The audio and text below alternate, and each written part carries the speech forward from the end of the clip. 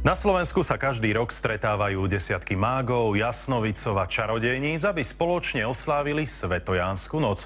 Od zotmenia až do úsvitu sa venujú rôznym magickým rituálom a zábave. Počas tejto noci sa vraj v lesoch zjavujú víly, škriatkovia a iné nadprirodzené bytosti.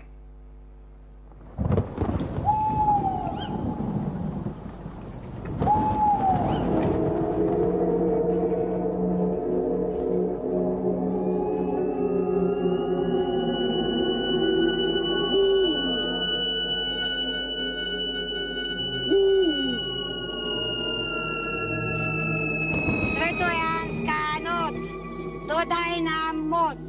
Svetojánska noc má údajne magickú moc. Mnohí ľudia sa počas nej venujú rôznym kúzlam a rituálom. Aby sme mohli bojovať proti démonom, proti zlým silám, energiám, volám vás všetkých.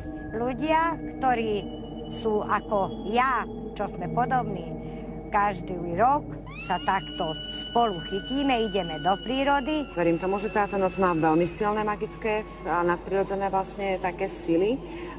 Je to také, že doplňa vás to vlastne silou, energiou. Robíme rituály proti démonom, robíme rituály proti všetkým zlým silám. Povesti hovoria, že počas tejto noci sa hranice medzi nebom a zemou zužujú natoľko, že medzi ľudí prichádzajú rôzne nadprirodzené bytosti. Zo zeme vychádzajú zlí škriatkovia a démoni.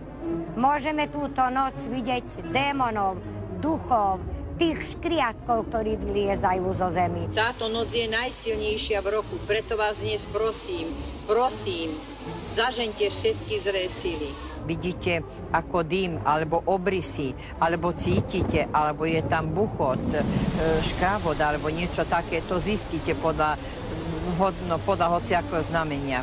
Buď je to teda, že prídu a vidíte ich, alebo ich počujete.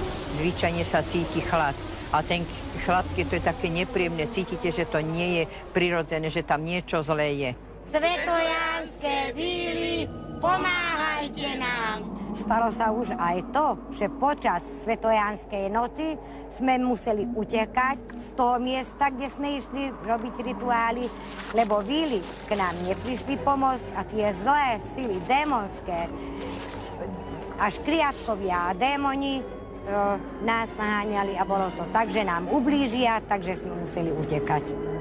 Mágovia v túto noc žiadajú dobré sily, aby im dali moc v boji proti všetkému zlému. Vraj môžete stretnúť nielen víly, ale aj duše svojich zosnulých.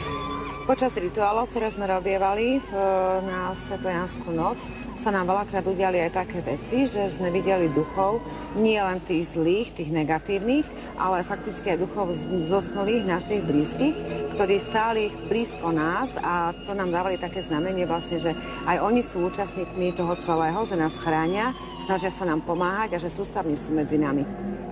Mne sa stalo, že som videla svojho zosnulého starého otca, ktorý sa ma snažil svojím spôsobom ukludniť alebo dať mi silu.